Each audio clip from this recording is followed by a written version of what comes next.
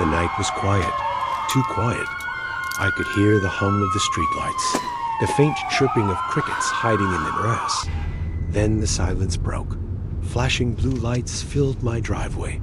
At first, I thought maybe there was an accident. Maybe. The police had taken a wrong turn. But no, they were here for me. Two officers stepped out of the car, slow, confident, like they already knew how this night would end. Their boots hit the pavement with a heavy sound, and I could feel the weight of their eyes on me. I was standing on my porch, still in my jogging clothes, a warm cup of tea in my hand. It was supposed to be a calm evening, nothing more.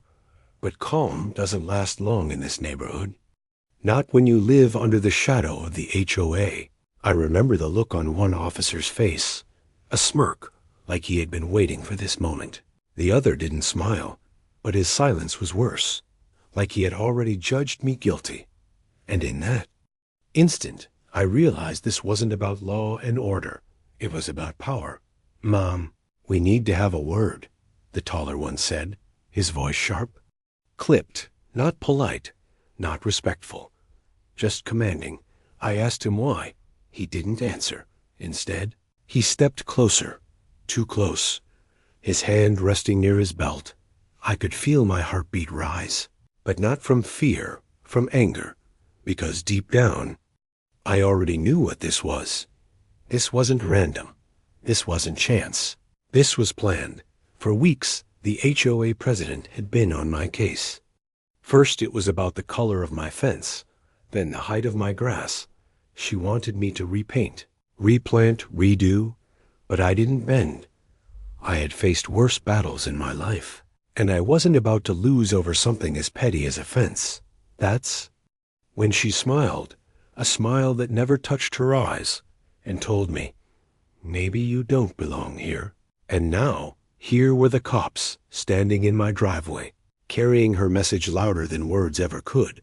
The taller officer leaned in. "We've had complaints. You've been disrespectful," he said. That word, disrespectful. It wasn't about rules. It wasn't about fences. It was about me. I took a slow breath, kept my voice calm.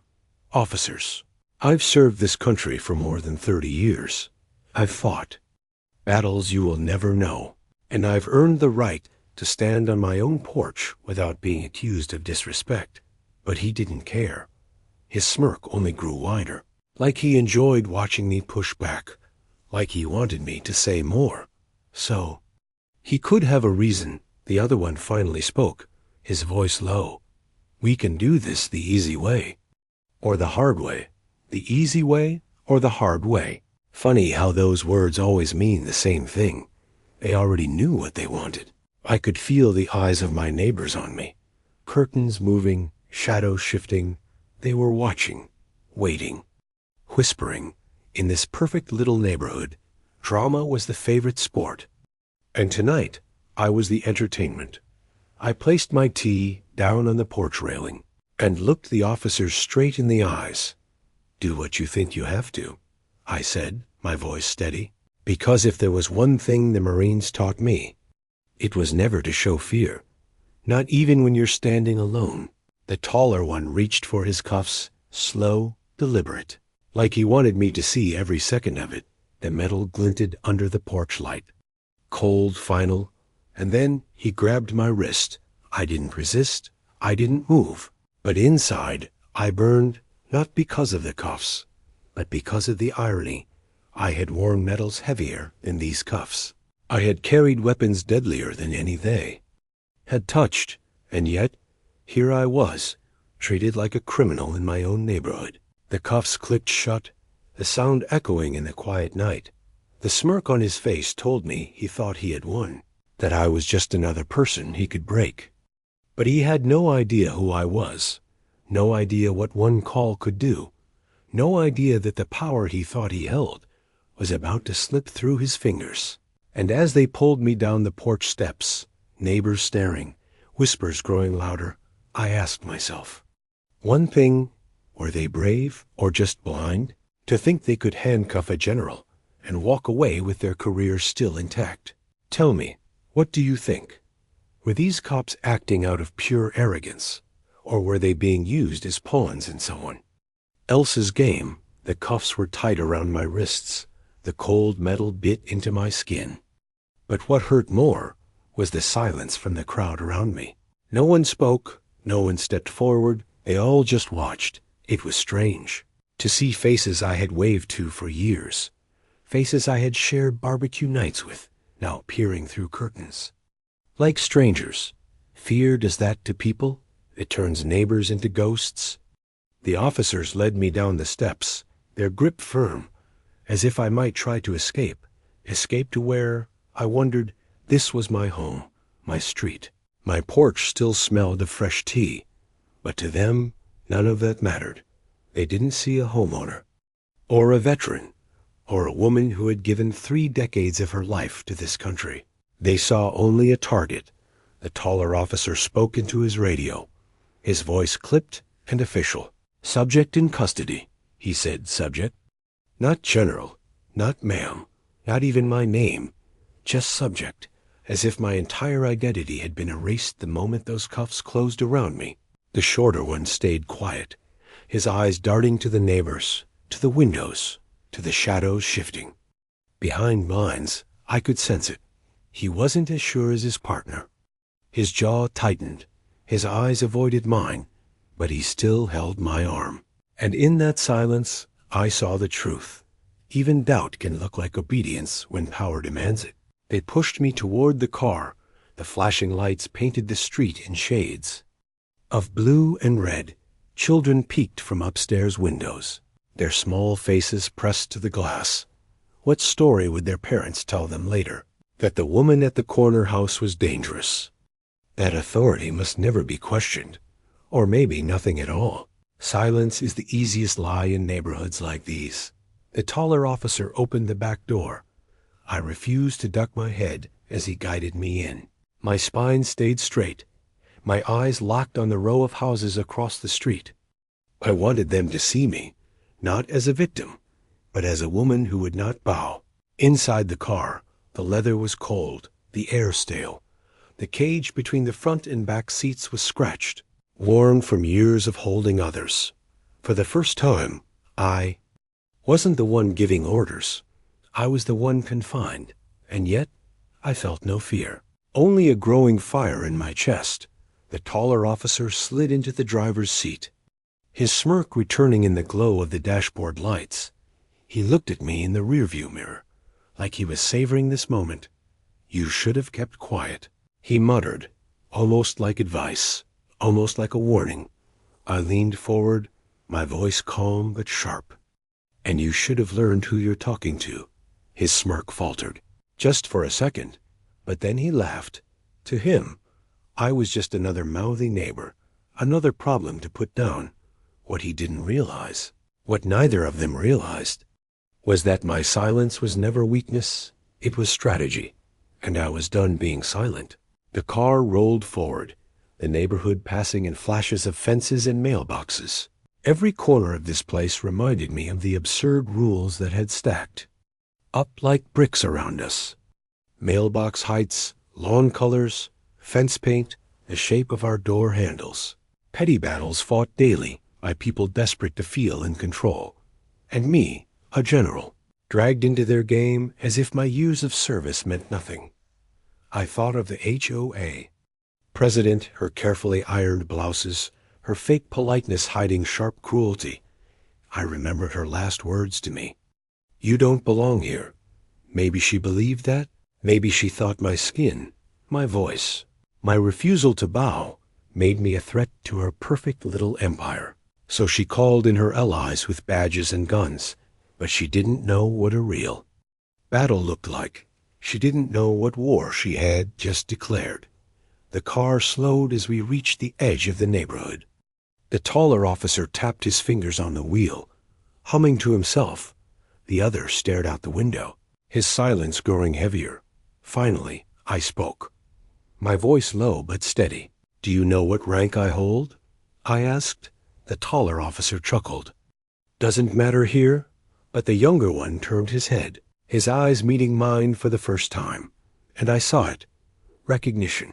A flicker of realization. He knew. The silence in the car thickened. I leaned back against the seat, my wrists aching from the cuffs, but my mind was calm, because I knew what they didn't. Power is never as simple as a badge or a pair of handcuffs. Power lies in connections, in respect earned, in battles won and scars carried proudly. And mine reached farther than they could imagine. The taller officer turned on the siren as we hit the main road. The sound cut through the night, sharp and piercing. Somewhere, a dog barked. Lights flickered on in houses we passed. I wondered how far they planned to take this. Did they really think a decorated general would quietly disappear into their system? Or were they just pawns playing a game they didn't understand? I closed my eyes for a moment, let the hum of the engine and the wail of the siren fade into the background, because I knew something they couldn't see. This wasn't the end of my story. It was only the beginning of theirs. And as the car sped into the night, carrying me away from my home, from my street, from the people too afraid to stand, I couldn't help but wonder, did they really believe they had control? Or had they just set themselves on a path that would destroy everything they thought they owned? So tell me, if you were in my place, sitting in the back of that police car with cuffs digging into your wrists, would you stay silent and wait? Or would you strike back in the only way that truly counts? The siren screamed through the night, but inside the car, there was a different silence. The kind of silence that presses against your chest, heavy, waiting to break. The taller officer kept humming, his fingers tapping on the wheel like this was nothing more than a routine drive. But I knew better. Nothing about this night was routine. I shifted in the back seat, the cuffs biting deeper. I had been restrained before, in training, in combat exercises, but never like this. Never in my own city, in my own neighborhood, on my own porch. That was the part that stung the most. Not the metal, not the stares, not even the humiliation, but the betrayal. I thought of my years overseas, dust storms in deserts, nights so cold you prayed for sunrise, mornings filled with the sound of orders and gunfire. I thought of the men and women I had led, soldiers who trusted me, who followed me, who looked at me with respect. And here I was, a general, reduced to nothing more than subject in custody. The younger officer's eyes kept flicking to the mirror, meeting mine and then darting away. There was something in his gaze, not defiance, not loyalty either. It was hesitation, like a man who knew he had stepped into a fire, but wasn't sure if he should run or stay. Finally, I leaned forward, my voice low but sharp enough to cut the air. "Tell me something," I said. "Do you even know what you're doing?" The taller one laughed. "Yeah, we're doing our job." But the younger one didn't speak. His silence was the first crack. In their wall, the city lights grew closer, glowing faintly on the horizon. We were leaving the comfort of the quiet streets, entering a place where power shifted from small-town rules to larger forces. And that was where their mistake would show, because in that world, my name still carried weight. The car made a sharp turn, tires screeching. I caught a glimpse of the station ahead, its harsh fluorescent lights burning against the night, a place meant to break people down. But I wasn't like the others who had been dragged through those doors. I wasn't someone they could intimidate. I had stared down enemies who wore no uniforms, who carried no badges, and survived. As they pulled into the lot, I noticed the way the younger one's hands tightened on his belt. Nervous, he knew. This wasn't going to end the way his partner imagined. Not with paperwork and a pat on the back, but with consequences he couldn't control. The taller officer got out first, opening my door. "Let's go," he said, pulling me to my feet. I straightened my back, lifted my chin. Even with my wrists bound, I walked with the same posture I carried on parade grounds, because dignity is a weapon, and I wasn't about to let mine slip. Inside the station, the smell hit me first. Old coffee, sweat, and something bitter that clung to the air. Fluorescent lights buzzed overhead, too bright, too harsh. A few officers looked up from their desks, their eyes narrowing as they saw me. Some recognized the uniform still stitched into my bearing. Others only saw a black woman in cuffs. Prejudice can be louder than any rank. They led me to a chair, forcing me down. The cuffs clinked against the metal armrest. The taller one handed over papers, his smirk never fading. "She was being disrespectful," he said casually, like that was reason enough. The room shifted, small murmurs rising, some skeptical, some entertained, but no one stopped them. I sat still, my breath even, my eyes calm. Because what they didn't realize was that I was already planning my next move. War isn't won with noise, it's won with patience, with strategy. And tonight, I wasn't the one on trial. They were. I asked for my phone. The taller one laughed. "No calls until processing," he said, but I didn't argue. I just leaned back, closed my eyes, because I knew that when the call was made, it wouldn't be me begging for help. It would be the Pentagon demanding answers. Minutes stretched, a sound of typing, phones ringing, doors opening and closing filled the air. The younger officer kept glancing my way, his unease growing thicker. Finally, he whispered something. To his partner, the taller one brushed him off. Arrogance makes men deaf, and tonight his ears were close to reason. The desk sergeant approached, a clipboard in hand. He stopped when he read my name. His eyes flicked up. Surprise flashing across his face, I saw it. The recognition, the calculation, the sudden shift from routine to danger. He knew the name, and he knew what it meant. The taller officer still didn't see it. He leaned back in his chair, arms crossed, satisfied, as if cuffing me was the peak of his career. But the sergeant's frown deepened, his voice lowering as he asked, "Do you realize who you've brought in?" The words hung in the air, heavy, cutting through the noise. The younger officer paled, his throat working as if he wanted to speak, but couldn't. And for the first time, I saw doubt on the face of the taller one. Just a flicker, but enough I didn't smile. I didn't gloat. I simply sat, my wrists aching, my posture unbroken, because the truth was already spreading across the room like fire. My rank wasn't just a title, it was a shield, and anyone foolish enough to forget that was about to be burned. The question wasn't whether they would regret tonight, it was how fast the regret would arrive, and who else it would take down with it. So tell me, if you were in that room, watching the smirk fade from his face as realization finally struck, would you feel satisfaction, or would you feel pity for a man who had just destroyed his own career with his arrogance? The room froze after the sergeant spoke. His words weren't loud, but they hit like a thunderclap. "Do you realize who you've brought in?" he repeated, his eyes locked on the two officers. The taller one shifted in his chair, his smirk flickering for the first time that night. The younger one looked like he had swallowed broken glass, pale and silent. I stayed still, my wrists heavy with the cuffs, my eyes steady on theirs. I had learned long ago that silence can be more powerful than shouting. And right now, my silence was cutting deeper than any words. The sergeant moved closer, his face tight with disbelief. He whispered my name under his breath, like he was trying to confirm if it was real. Then his gaze darted back to the papers, back to me, and finally to the officers. "You too have made a mistake," he said, his voice low but sharp. A mistake. That word felt too small for what they had done.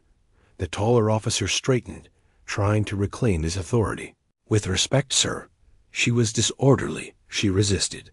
But the sergeant cut him off. "Resisted? Are you serious? Do you even know her record? Do you have the faintest idea what rank she holds?" The room grew quieter, phones still ringing in the background. But nobody moved, nobody interrupted. I finally spoke, my voice calm but carrying across the room. "Go on, Sergeant. Tell them." He took a deep breath, his jaw tightening. "This woman is a General, United States Marine Corps, 30 years of service, decorated, respected. The younger officers. Eyes widened, sweat glistening on his temple. The taller one's smirk finally broke, his face turning a shade paler. It was strange to watch. Men who walked in so confident, so sure of their power, now unraveling at the mention of a title. And yet, it wasn't the title that mattered most. It was the truth that their arrogance had finally collided with something they couldn't control. The sergeant turned back to me, his expression caught between apology and fear. "General, I didn't know," he muttered. I lifted my hand slightly, the cuffs clinking. "Then fix it," I said, my voice calm but edged with steel. He barked an order. One of the younger staff rushed over with keys. The cuffs snapped open, leaving red marks on my wrists. The weight fell away. But the fire inside me only grew stronger, because now the real game was about to begin. The taller officer tried to defend himself. "Sir, we were just following procedure." She was non-compliant, but the sergeant's voice cut through him like a blade. "Procedure doesn't include humiliating a decorated officer on their own property." "What were you thinking? Or were you not thinking at all?" The younger officer lowered his gaze, shame written all over him, but the taller one clenched his jaw.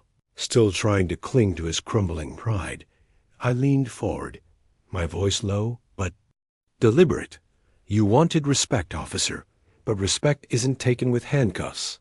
It's earned, and tonight you earned nothing." The words landed harder than the cuffs had. He shifted uncomfortably, his eyes darting away. The sergeant guided me to a private office, away from the gawking eyes and whispers. The door shut behind us, muting the chaos outside. He offered me water, his hands trembling slightly as he set it on the desk. "General, I cannot apologize enough. This is unacceptable." I studied him for a moment, the lines of stress on his face, the weight of a career balancing on his shoulders.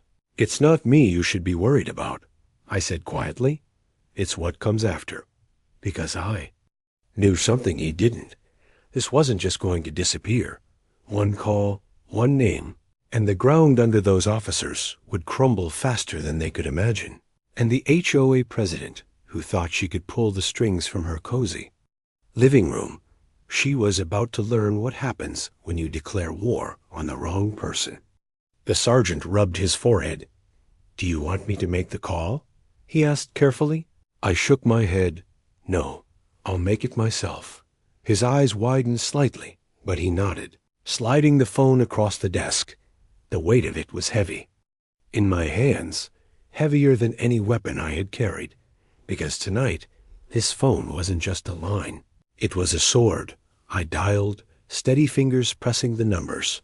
The ringing felt endless, and then the voice answered, firm, commanding, familiar. "General, what's happened?"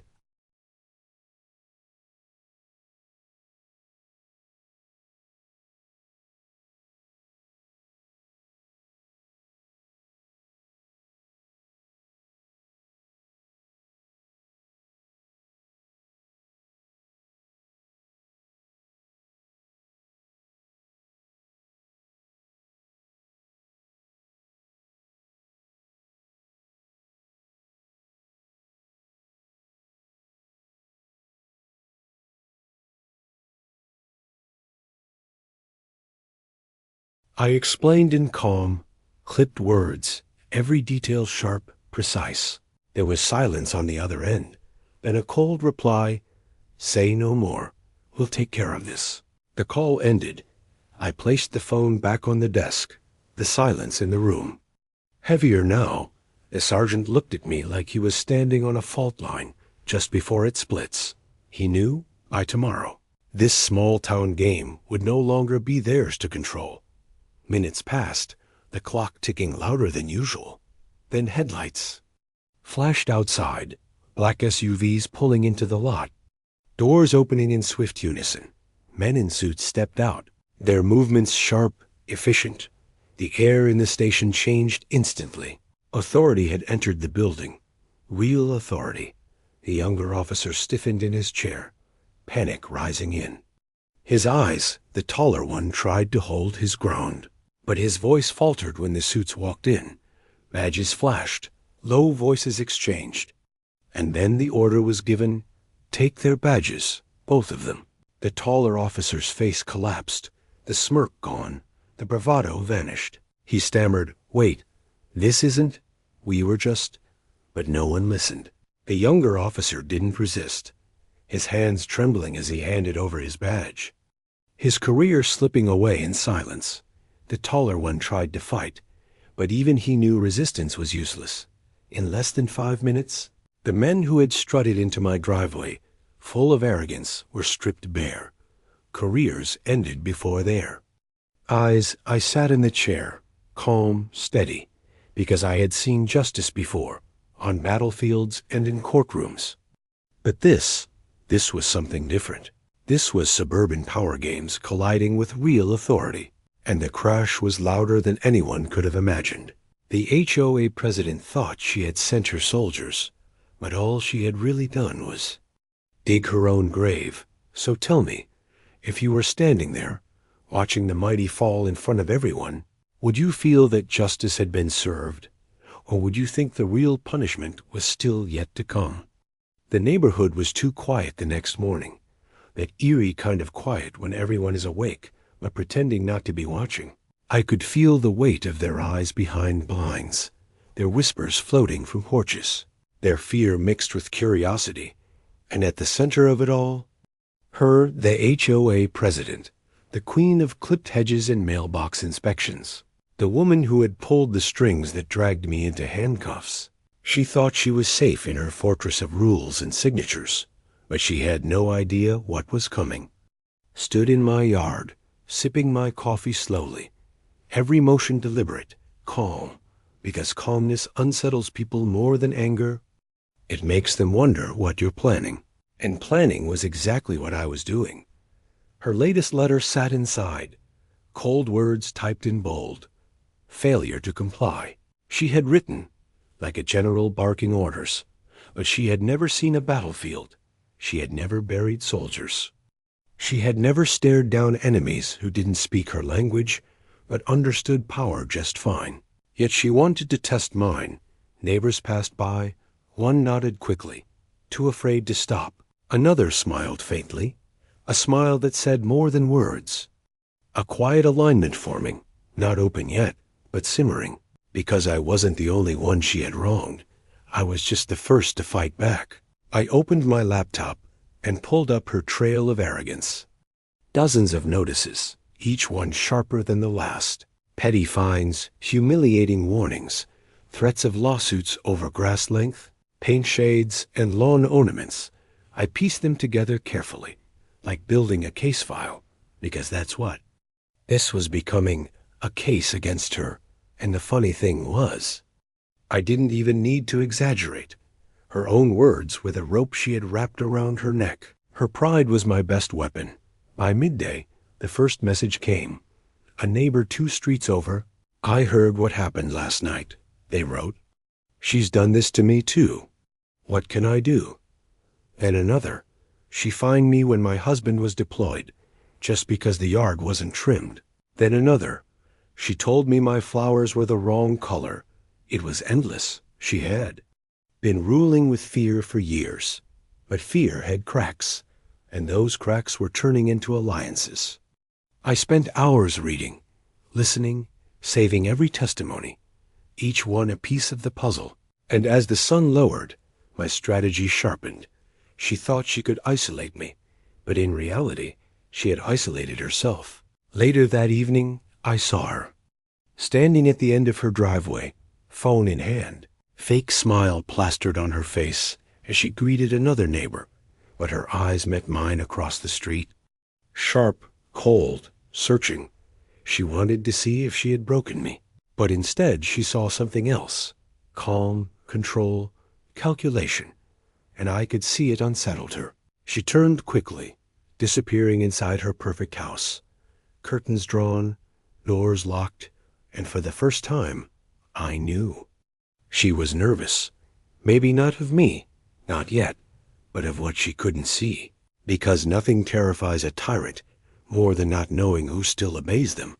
That night, I didn't sleep. I reviewed everything. Every ordinance, every bylaw, every line of her own precious rule book. I circled the contradictions, highlighted the loopholes, and found the weak points she had ignored. The very rules she had enforced like weapons could now be turned against her.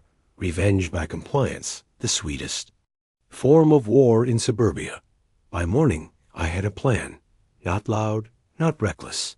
Precise, like a surgeon with a scalpel. I would not yell. I would not argue. I would simply follow every rule to the letter, so tightly, so perfectly, that the entire system she had built would start to suffocate under its own weight. But as I walked my yard, measuring fence height, documenting every inch, a thought struck me. What if this wasn't enough? What if she was the kind of person who thrived even when cornered? What if her downfall required something more dramatic, something undeniable, something that would make every neighbor who feared her finally stand up and say, "Enough." I paused by my porch, looking at the same spot where the cops had handcuffed me just nights ago. That humiliation still burned, and I knew quiet revenge might not be enough. Justice wasn't just about rules, it was about balance. And balance sometimes required a strike that shook the ground. As I sat back with my tea, the night creeping in, I thought of her again, inside her perfect home, sipping her wine, certain she was still untouchable. But even the tallest walls fall when the foundation is weak, and her foundation was cracking. I could hear it, I could feel it, and soon. So would she? The only question was, would I let her collapse slowly under the weight of her own mistakes? Or would I be the one to deliver the final blow in front of everyone? So tell me, if it were you in my place, would you drag her down piece by piece, savoring every step of her downfall? Or would you strike once, hard enough to end her reign in a single unforgettable moment? The neighborhood no longer felt the same. Something had shifted in the air. It wasn't just me against her anymore. It was quiet voices behind curtains, secret glances exchanged across driveways, neighbors who used to avoid me now slowing there, cars to wave. The silence that had once felt suffocating was now charged, like a storm waiting to break. And at the center of it, she still sat on her throne, the HOA president, pretending nothing had changed, walking her dog in the mornings with her chin high, carrying her clipboard like a scepter. But I could see the cracks. Her smile was tighter, her greetings shorter, her eyes darting more than before. She could feel the ground shifting beneath her perfect shoes, and she hated it. I decided to test her walls. I filed 3 requests in a single day, perfectly formatted, by the book, following every rule down to the smallest detail. One for repainting my shutters, one for adding a small garden bed, one for replacing my porch light, all of them within guidelines, all of them flawless. And then I waited. She was trapped. If she approved them, she showed weakness. If she denied them, I had proof she was abusing her power. Either way, the game was mine. The first letter came back stamped denied. The reason: shutter color does not align with neighborhood aesthetic. Even though the very shade I had chosen was listed in her own handbook. The second letter followed. Denied again. The garden bed will alter the uniformity of front lawns. And the third, denied. The light fixture is not consistent with architectural design. 3 denials, 3 lies, 3 ropes tightening around her own neck. I made copies, shared them quietly with neighbors. Their reactions were sharp. One laughed bitterly. She denied me for planting sunflowers. Another shook her head. She made me take down a wreath, said it was too flashy. Every story was a spark, and sparks, when gathered, become fire. By evening, my phone buzzed with messages, neighbors asking questions, sending their own letters, some even slipping copies into my mailbox. I spread them out across my table. Page after page of arrogance. It was more than I expected. She hadn't just ruled unfairly. She had ruled cruelly, targeting the elderly, the sick, the struggling, and all of it was written in her own words. I knew then that her fall wouldn't just be my victory. It would be justice for the whole neighborhood, but arrogance doesn't die quietly. That night, a note appeared on my door. No envelope, no signature, just one sentence written in a neat, cold hand. Keep pushing and you'll regret it. I held the paper under the porch light.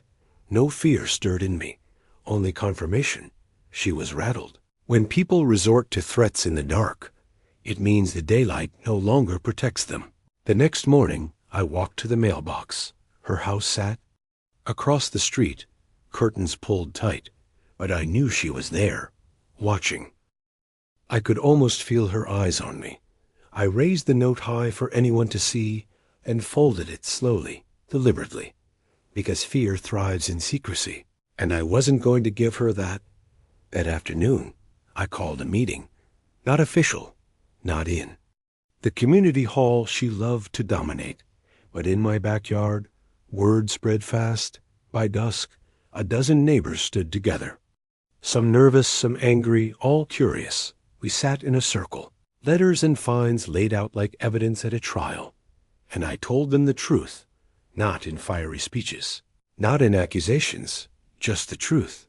Her words, her denials, her hypocrisy, and one by one, heads began to nod, voices rose, anger mixed with relief, because for the first time, they realized they weren't alone. It wasn't just me against her anymore. It was us against her. The meeting ended with something I hadn't seen in this neighborhood before. Unity. People left with copies of letters, with plans forming, with courage building.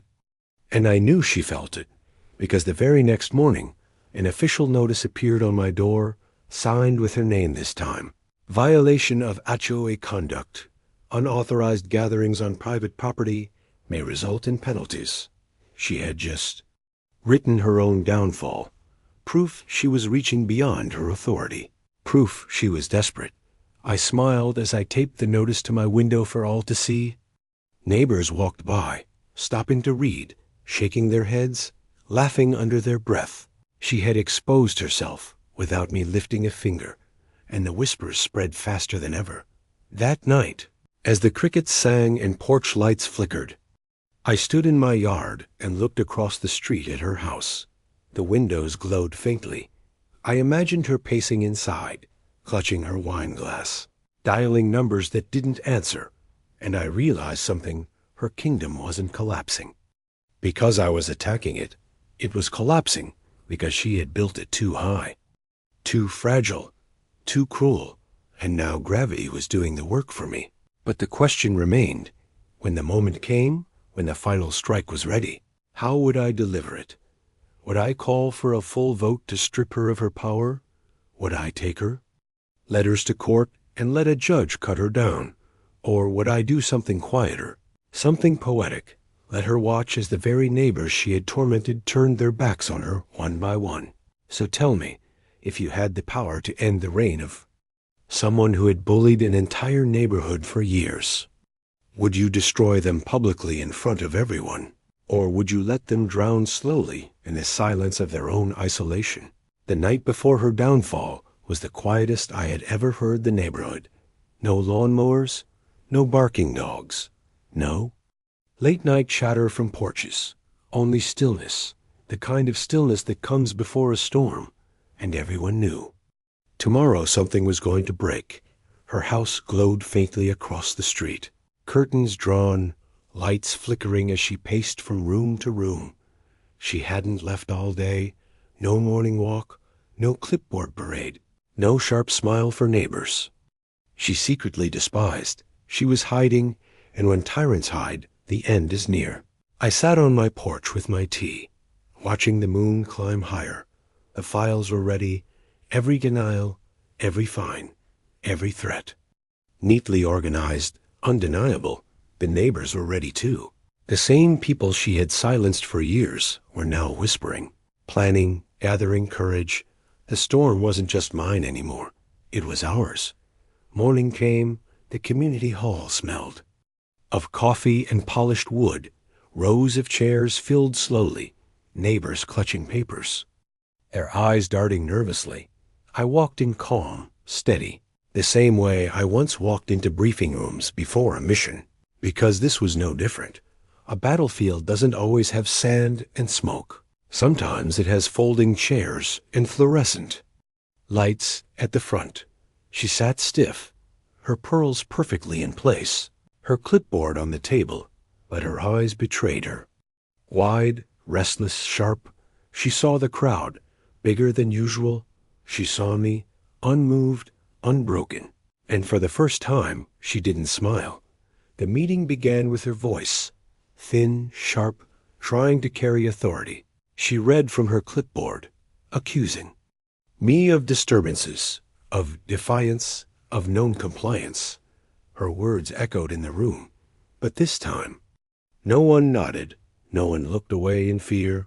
They looked at me, waiting, and I rose. I didn't shout, I didn't accuse. I simply laid the stack of papers on the table, one by one, each denial, each violation notice, each petty rule, her own words, her own handwriting, and then the testimonies, printed statements from neighbors, each one detailing her cruelty. The elderly fined for weeds while recovering from surgery. The single mother threatened with court because her kids left toys outside. The couple forced to repaint their door 3 times because she didn't like the shade. The room grew heavy with silence. She shifted in her seat, her face paling. She tried to interrupt. "This is not relevant," she snapped, but her voice cracked and the neighbors laughed, quietly at first, then louder. The power she once held in that room evaporated in seconds, because power isn't a title, it's the belief of others. And they no longer believed in her. One by one, neighbors stood, voices rising, anger spilling after years of silence. "You threatened me over flowers. You embarrassed me in front of my kids. You made my husband cry with your letters." It was no longer about me. It was about everyone. And she was drowning in the tide of her own making. Her pearls trembled against her neck as she looked around, but there was no rescue. The allies she thought she had were silent. The people she thought she controlled were standing. And then came the vote, a simple raise of hands. Her removal as president, effective immediately. Hands rose like a wave, row by row, dozens of them. Her eyes searched desperately. But only a few hands stayed down, trembling, unsure. The rest were firm, steady, undeniable. And just like that, her crown was gone. Her clipboard sat on the table, abandoned, her power dissolved into the air like smoke. She stood, shaking, trying to gather her things. But no one looked at her now, not with fear, not with respect, only with relief, and maybe a little pity. Because nothing is lonelier than a ruler with no subjects. I stayed seated as she walked out, her heels clacking against the floor, her shoulders hunched, her steps quick. The door closed behind her, and the room exhaled. The storm had broken. The air felt lighter, freer. Neighbors smiled at one another. Some even hugged. And for the first time since I had moved here, it felt like a community. Later that evening, I sat on my porch again. The street was alive. Children laughing, neighbors chatting, dogs barking. The silence of fear was gone. And across the street, her house sat in darkness. Curtains drawn, lights off. The queen had fallen. And the kingdom no longer cared. I sipped my tea, letting the warmth spread. This wasn't about revenge anymore. It was about balance. And balance had been restored. I had fought wars overseas, but this one had been different, quieter, pettier, but no less real, because sometimes the fiercest battles are fought on quiet streets with trimmed lawns and painted shutters. And sometimes victory isn't a medal. It's a simple night of peace. But as I watched the street return to life, thought lingered. Power never disappears. It only shifts. And the question was, who would hold it next?